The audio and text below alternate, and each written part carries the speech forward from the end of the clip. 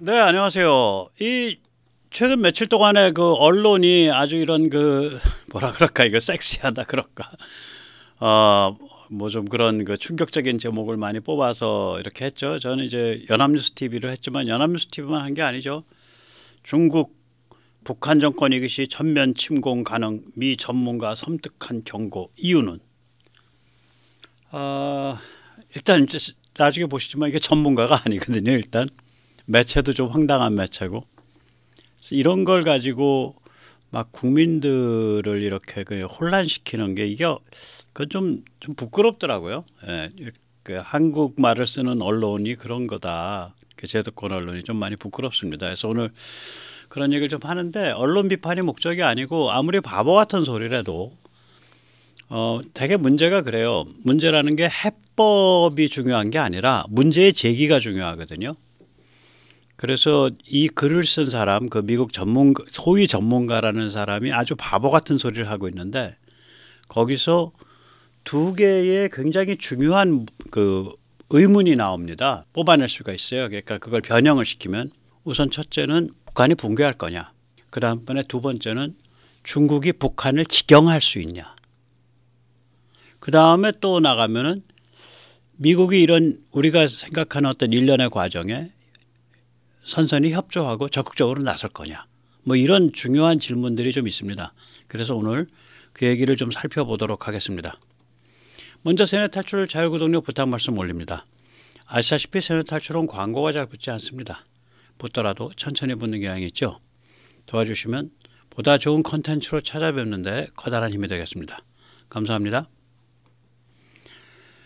일단 이게 어디에 실린 소리야? 예, 왕년에 한때 잘 나갔던 잡지죠. National Interest 3월 8일에 실린 소리고요. 제목 자체가 그래, 중국이 북한을 침공할 수도 있어, 뭐 이런 제목이 돼요. 그런데 이 기사 혹은 이 그 기고문을 보다 보면 이게 엉터리 같은 소리가 엄청 많은 거예요. 여기 보면. 그래서 일단 좀 보겠습니다. 그러니까 북한이 독자적 핵개발 핵무장을 하고 있는 독립국가라는 거예요. 여기 보면 independent state라고 그러잖아요.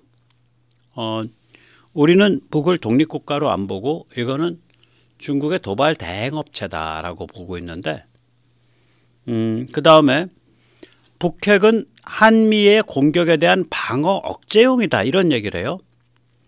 deterrent to attack. deterrent라는 건 방어 억제거든요.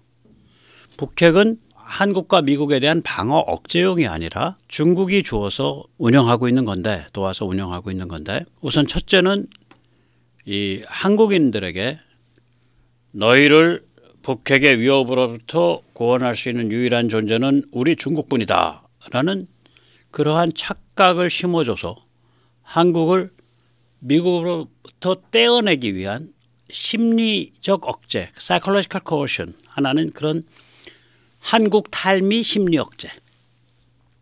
두 번째는 중국이 남중국 해나 혹은 대만을 도모할 때 주한 미군이나 주일 미군이 꼼짝하지 못하도록 하는, 말하자면 미군 속박 군사 억제. 그 두 가지가 목적인 건데, 이 사람은 이거는 한미의 공격에 대한 방어 억제용이다 이러고 써요. 야, 이렇게 무식할 수가 있냐. 세 번째는 뭐냐면 북한은 자신의 국방비를 스스로 조달하며 미국 영향권에 흡수되는 것을 결사 저항하는 체제다. 뭐 사람 다 굶겨 죽이는데 뭐 조달할 수가 있겠죠. 백골로 쌓아서. Finances its own defense. 자기의 국방을 스스로 조달해서 채워놓는다 이거지. 그런 이제 이 문서 자체가 보면은 좀 황당해요. 왜 이런 문서를 뭐 특별히 뭐 그 유명한 전문가도 아닌데 뭐 이걸 좀 제목을 저렇게 좀 섹시하게 뽑으면 독자를 끌을 수 있다고 생각해서인지 한국 언론이 이것저것 이 언론 저 언론 안 가리고 이거 많이 우려먹었습니다. 그 다음에 또 북한과 중국 사이의 관계가 악화돼 있다라고 만들고요. 이야기하고요. 북한이 중국을 불편하게 만들고 있다라고 얘기하고요. 그래서 중국이 은근히 마음속으로 북한 손보려 하고 있다, 뭐 이런 황당한 소리를 해요. 그러니까 이 글에 보면 최근 북중 관계는 악화돼 있다. 그러니까 ties between the two countries have deteriorated in recent years. 뭐 이거 무슨 소리래요? 그 다음에 북한은 쓸데없이 미중 관계에 있어 치명적 쟁점을 만들어낸 그런 사고뭉치 나라다. 그러니까 북한이 없으면 미중 사이가 좀 더 가까워질 수 있냐 뭐 이런 뜻인데 그게 아니라 북한을 그렇게 만든 게 중국이잖아. 이게 말이 안 되는 거예요. 앞뒤가 안 맞는 거죠. 그 다음에 그래서 중국이 이게 골머리 썩에다가 저거 기어봐가지고 북한으로 침공해서 한번 쥐어 패갖고 저거 한번 교통정리해야겠다. 이 생각을 중국이 줄곧 해왔다. 그러니까 중국이 has long prepared to intervene in North Korea. 이것도 말이 안 되죠. 이게 2013년 힐러리 클린턴이 국무장관에서 개판치고 나와서 그만두고 바로 직후에 골드만삭스에서 임원진을 모아놓고 했던 비밀 강연에서 돈 엄청 받았어요. 한 50만 불인가 받고 한 강연이에요. 그거. 그때 했던 개소리하고 판박이죠. 그때 힐러리 클린턴이 2013년 초입니다. 인민해방군과 평양이 깐부를 먹고 사고치는 중입니다. 오직 시진핑과 중국 공산당이 이를 제어할 수 있습니다. 이 말과 똑같은 말이지. 북중 관계가 악화돼 있고 거기에 보면 힐러리 클린턴이 그 가상으로 중국이 북한을 야단치는 게 나오거든. 김정은을. 야 인마 너 네 아버지 네 할아버지가 우리를 얼마나 극진이 대했는지 한번 생각 좀 하고 처신해 이 자식아. 개기지 말고 중국이 그렇게 북한에게 얘기하고 있는 중이다 라고 그 자리에서 힐러리 클린턴 미국의 말하자면 가장 고위층에 있고 가장 고급진 정보를 다뤘다는 그 여사님께서 말씀을 하셨다고요. 그 개소리랑 똑같은 얘기 아니에요 지금. 근데 지금은 10년이 지났잖아. 세월이 바뀌었는데 세월 바뀐 거 모르고 똑같은 개소리를 하고 있어. 이상한 사람이에요 이 사람. 예, 이야기 자체가. 그래서 그 다음에는 뭐냐면은 북한 체제 붕괴 때 중국 인민해방군이 진입해서 체제를 재건한다 이런 소리를 해요. 체제 붕괴. 레짐 컬랩스. 이게 제가 마음대로 하는 소리가 아닌 걸 이제 영어로 그 사람에서 나온 영어를 다 뽑은 거예요. 기사에서. 식량 배급 체제 붕괴. Food Distribution System이 무너진다. 근데 식량 배급 체제는 벌써 붕괴했죠. 2000년대 초 20년쯤 되지. 어디 갔다 오셨대 이 사람? 대량 난민. Millions of refugees. 중국 체제도 그렇고 북한 체제도 그렇고 두만강 건너고 두만강 건너오는 거 이거 뒤에서 기관총 걸고 갈기는 거 눈 하나 깜짝 안 해요. 수십만 수백만. 이것 때문에 그러니까 인민해방군이 그 북부 정부가 북한에 적고를 당하느니 북한에 들어가서 북한을 직영 체제를 할 수 있는 그런 그 말하자면 그 이제 그 판정리를 해야겠다 이러고서 들어온다는 거 이 사람 말로 하면 참 이상한 소리를 하네. 혹은 두 번째 시나리오는 뭐냐면은 평양 원산 이북에 북한 군의 30%밖에 없다. 북한군의 70%는 평양 원산 이은선의 남쪽에 있다. 그러니까 생짜배기 침공을 해서 파죽지세로 평양을 접수할 수 있다. 뭐 바람직하게는 침공 전에 북한군 고위층을 회유해 놓고 그런 일을 하면 더 좋을 것이다. 그 사람 그래서 나온 걸 뽑은 거예요. 지금 영어는 다 그 사람 글 거를 뽑은 거예요. 그러면서 중국 인민해방군은 막강하게 현대화된 군대다. 그러나 한미연합군이 진입하면 엄청 위협하다. 뭐 이런 소리를 해요. 좀 그렇죠. 예. 그래서 이제 결론에서 이제 한 발을 뺍니다. 이렇게 쓱 빼서 중국의 북한 진입 가능성은 낮다. 그러나 하면서 이제 말을 이제 흐려요. 이때까지 개소리 잔뜩 해놓고서 무슨 소리를 하냐. 중국의 북한 진입은 리스크가 매우 크기에 당분간 북한 진입할 가능성은 낮습니다. 그러나 상황은 유동적인 겁니다. 그래서 중국은 한편으로는 북한 체제 붕괴를 막으며 다른 한편으로는 북한에 대한 결정적 개입을 하기 위한 군사력을 갈고 닦는 중입니다. 이렇게 또 말 쓱 얼버무려서 끝나요. 그러니까 사람 확 이게 낚시성으로 확 사기치는 소리, 엉터리 소리 막 주워 삼기다가 맨 마지막 결론은 비교적 상식적인 얘기로 끝나버려요. 좀 황당한 글이죠. 그래서 이러한 글은 뭐 블로그에 쓰면 딱 좋은데 듣보잡이. 이걸 그래도 왕년에 굉장히 잘 나가던 잡지였는데 National Interest라고 거기서 썼단 말이에요. National Interest가 얼마나 잘 나가던 잡지였는지 제가 보여드리겠습니다. 1985년에 만들어졌고요. 그때부터 한 20년은 네오콘의 그 핵심 진원지였습니다. 네오콘의 대부로 꼽히죠. 어빙 크리스톨과 또 네오콘에서 나온 가장 그 대중적인 글쟁이 프란시스 후쿠야마, 예, 그 역사의 종언이라는 책을 썼죠. 베스트셀러를. 이 사람들이 다 이 내셔널 인트레스트에서 활동하던 사람들이에요. 그리고 2005년에서 2015년에서 이제 이때부터 바뀌는데 2005년에 닉슨 재단이 인수를 합니다. 닉슨 파운데이션이. 그러면서 새로운 노선을 모색하는데요. 닉슨 재단이라는 데가 닉슨 이름 팔긴 하지만 이게 뭐냐면은 그러니까 이른바 레알 폴리틱, 그러니까 피도 눈물도 없는 그 국제 군사 지정학을 따른다. 뭐 이런 깃발을 걸고 여기가 이제 친러 친중을 마음대로 오가면서 하는데요. 좀 살벌한데요. 심지어 2015년에는 러시아 간첩 마리아 부티나의 기고를 받아줬죠. 그 기고문의 제목이 The Bear and the Elephant, 불곰과 코끼리입니다. 불곰은 러시아를 뜻하고요. 코끼리는 공화당을 뜻합니다. 그때 이 마리아 부티나라는 여자가 굉장히 살벌한 그 예언을 합니다. 뭐냐면 내년 2016년에 미국 대선에서 공화당 고립주의 후보가 당선돼야 미국과 러시아 관계가 개선된다. 아직 지금 대선 저것도 안 될 때요. 아직 그 경선도 없을 때야.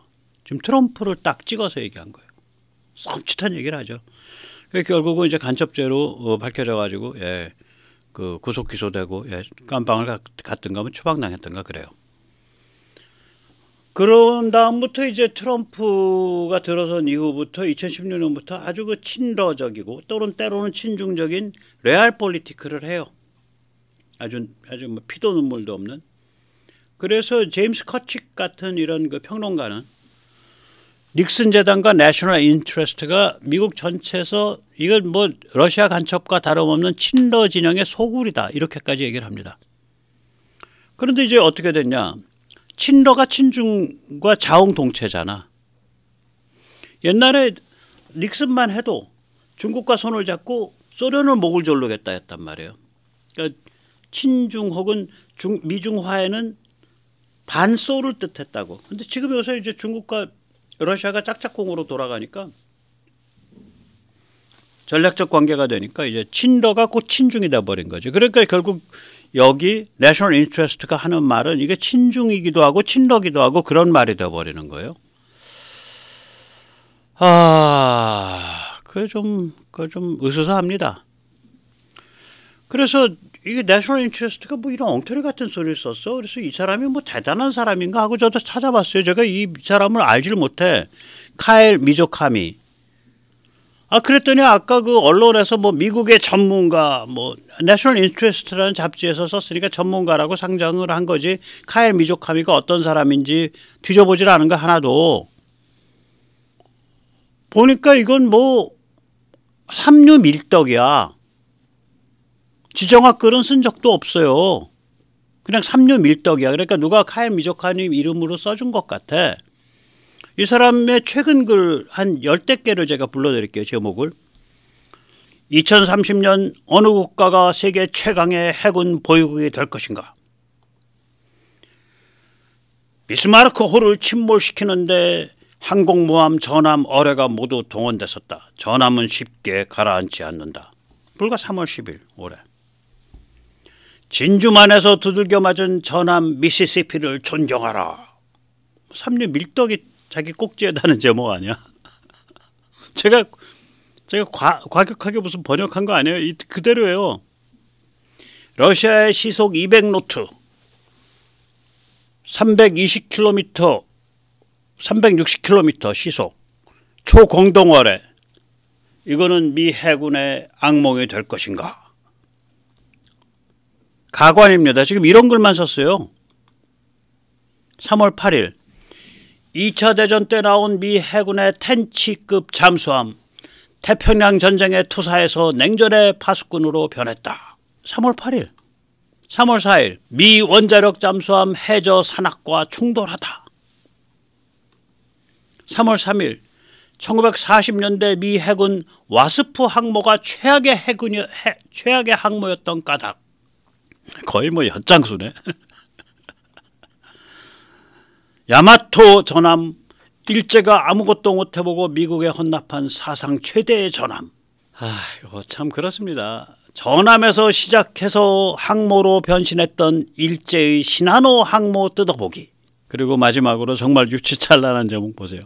일본 F2 전투기가 중국 J10 전투기와 붙으면 누가 이길까? 뭐 맞지? 우리 어렸을 때 저희 땐 레슬링 좋아했어요. 야, 김일과 천기덕이 붙으면 누가 이길까? 그거랑 똑같은 얘기 아니야. 이런 사람이 쓴 글을 실어준 내셔널 인트레스트나, 그러니까 내셔널 인트레스트가 이 사람 누구 지켜서 누구 다른 사람이 써서 이 사람 이름을 빌은 거지. 그거를 미 전문가라고 이름을 붙여서 인용하고 있는 한국 언론이나 너무 좀 창피하고 좀 뭐라 그럴까 쪽팔리죠. 부끄럽고. 제가 다 부끄러워요. 그래서 이런 필자를 내세워서 이름을 내세워서 이런 글을 만들어 올린 사람들이 있을 거다. 그 의도가 뭐겠냐 이걸 생각을 해본 거죠. 친러그룹의 조지 캐넌 흉내내기냐. 이게 러시아 쪽 친러그룹이라면 조지 캐넌은 한반도를 적화되도록 내버려두면 중국과 소련 사이에 싸움이 납니다. 이렇게 말을 했어요. 조지 캐넌 그 냉전의 설계자라고 불리는 사람이죠. 미 국무부 브레인이었고,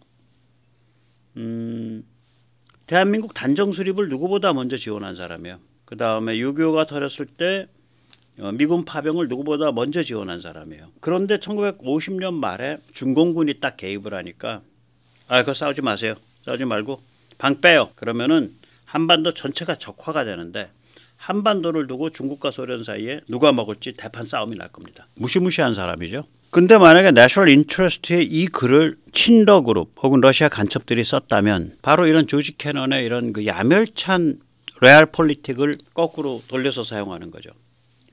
북한을 중국이 먹으려고 내버려 둬라. 그러면 북한을 두고 미국과 중국 사이에 대판 싸움이 날 것이다. 똑같은 얘기 아니에요. 조지 캐넌 얘기를 뒤집어서 흉내낸 거지.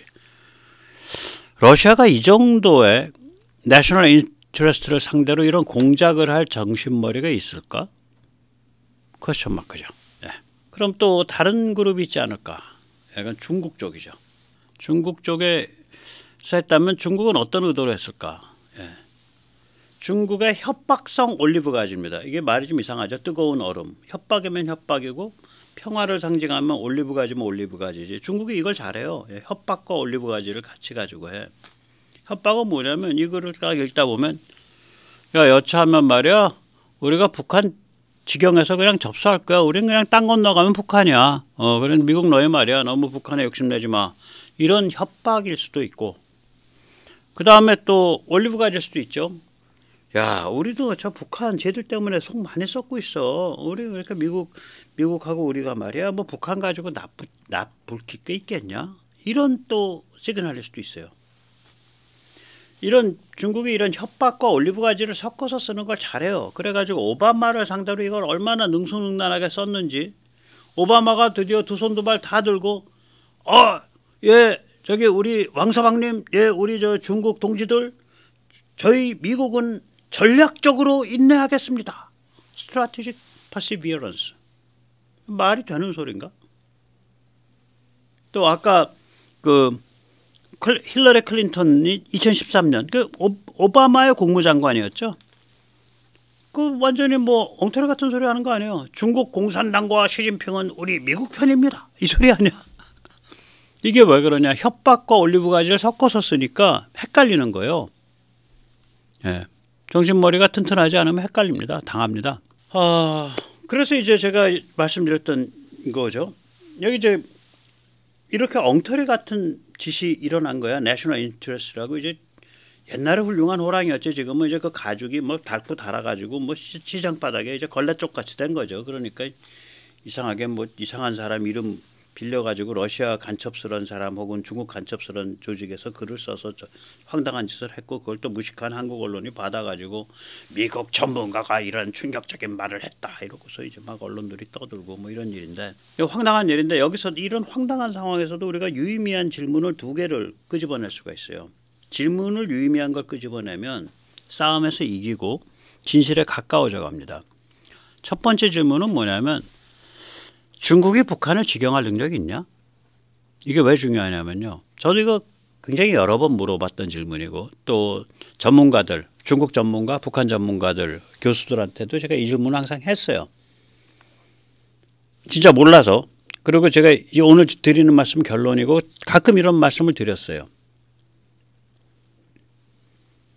왜 그러냐면 거긴 뭐 저기 뭐 압록강 두만강만 건너면 북한이니까 저거 뭐 북한이 속썩이면 그냥 들어와 가지고 뭐 그냥 문질러 버리고서 직영하면 되는 거 아니야? 이런 생각을 당연히 우리가 해봐야죠. 이걸 깊게 해봐야 그래서 저게 북한을 중국이 못 먹는 거구나 이걸 알게 된다고요.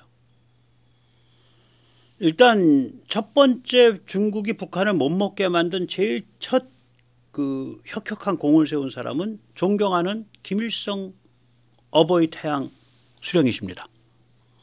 이 김일성 수령께서 중국을 포함한 외부 세계 전체를 전부 다 그거 인간도 아니야 사람이 대담한 것들 이라는 극단적 배회주의 제노포비아로 중무장시켰거든요. 그래서 북의 이데올로기 아래에는 그게 깔려 있다고요.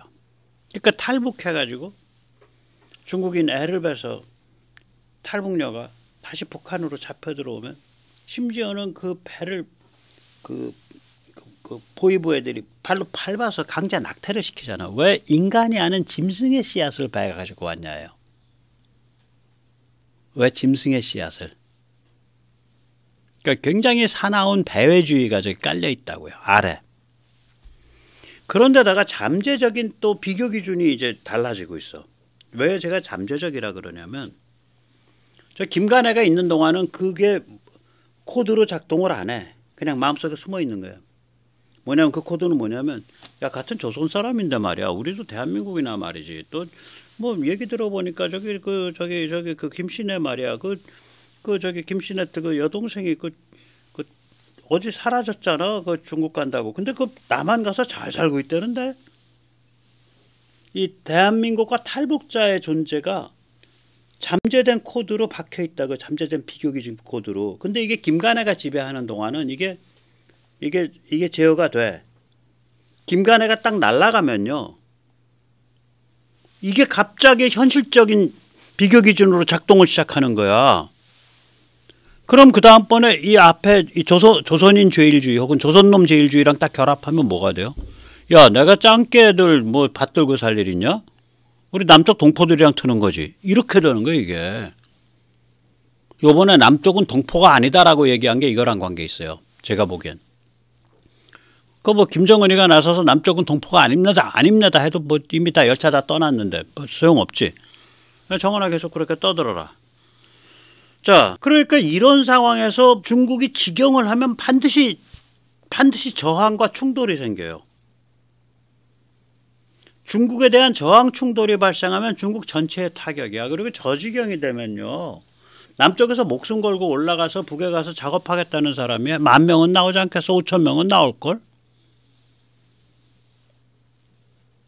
그래서 저 중국이 감당이 안 되는 거예요, 저게. 저는 그 상당히 좀 이상한 추정인데요. 지금 그 김간애는 저건 핫바지다. 저건 바지 사장이다. 그냥 목숨을 붙여줘서 살아가는 존재다. 왜냐? 김간애가 있어야 체제가 유지된다는 거짓말, 코스프레가 되잖아요. 그 코소보 전쟁 나기 전에 유고슬라비아 쪽에서 나온 그 아주 그 가슴 아픈 영화가 있죠. 언더그라운드라고. 또 그것과 굉장히 유사한 영화는 독일을 배경으로 한 굿바이 레닌이죠.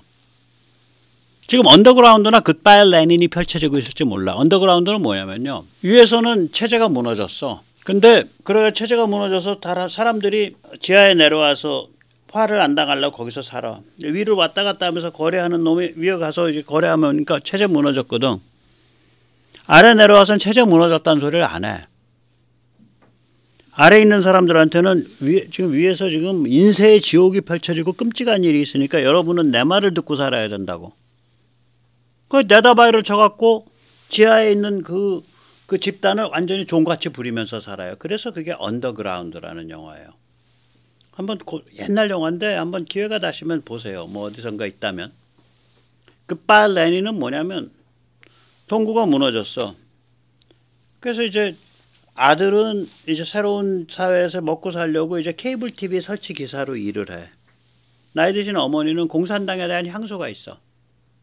어머니가 치매기가 왔다 갔다 하고 그러니까 그리고 바깥에 거동을 못하니까 아들이 어머니를 행복해주게 하겠다고 사설 방송식으로 텔레비에다가 라인을 깔아놓고 매일 가짜 뉴스를 하는 거예요. 오늘은 호네카 수성께서 인맨을 위하셔서 무슨 공장을 방문해서 이러이러한 일을 했습니다. 오늘은 우리 그 인민공화국이 소련과 어쩌어쩌한 일을 했습니다. 이런 걸 맨날 아들이 짜내서 이제 가짜 뉴스를 해주는 거예요. 그럼 어머니 그걸 보고 야 그래 세상이 여전히 잘 돌아가고 있구나 하고 행복감을 느껴요. 북에서 그런 언더그라운드와 그와 같은 굿바이 레닌 같은 일이 전 벌어지고 있는 건지도 모른다. 즉 김간혜는 이미 그냥 바지사장이다. 그걸 살려놓는 유일한 이유는 뭐냐면 김가체제라는 껍질을 벗겨버리게 되면 북한 인민들, 북한 주민들이 잠재적 비교기준, 즉 대한민국, 탈북자 이런 잠재적 비교기준이 현재화되는 과정을 겪을 거다. 그럼 그걸 가로막아 왔던 금제가 풀리는 거니까. 김가체제라는 금제가 풀리는 거니까. 저는 그렇게 생각을 합니다. 제가 그렇게 생각하게 된 결정적인 이유 중에 하나는 당 조직부장 조용원 때문에 그렇습니다. 당 조직지도부라는 건요. 당 조직지도부라는 건 저기가 국가 원수 자리예요. 북체제에선. 그래서 저 자리는 제 첫 번째 조직지도부장 누구였냐? 김정일입니다. 그래서 그럼 마지막 조직지도부장 누구야? 김정일입니다. 김정일이 죽은 다음엔 조직지도부장이 있은 적이 없어요. 조직지도부 제1부부장, 제2부부장, 뭐 부부장만 있었죠. 그래서 김여정도 제1부부장이었잖아. 그게 김정일이에요. 김정일의 국방위원장 자리랑 똑같아. 김정일 장군님 자리랑 똑같은 거예요. 그게. 근데 그걸 조용원이가 했잖아요. 작년인가 재작년부터. 재작년쯤 되죠. 그게 이상하더라고. 이해가 안 되는 거예요. 그 굉장히 똑똑한 사람이에요. 저기 김일성 대학인가 나오고 물리학과인가 뭔가 나서 굉장히 그래서 지금 저기가 그냥 보통 상태가 아니다. 저는 그렇게 보고 있습니다. 네.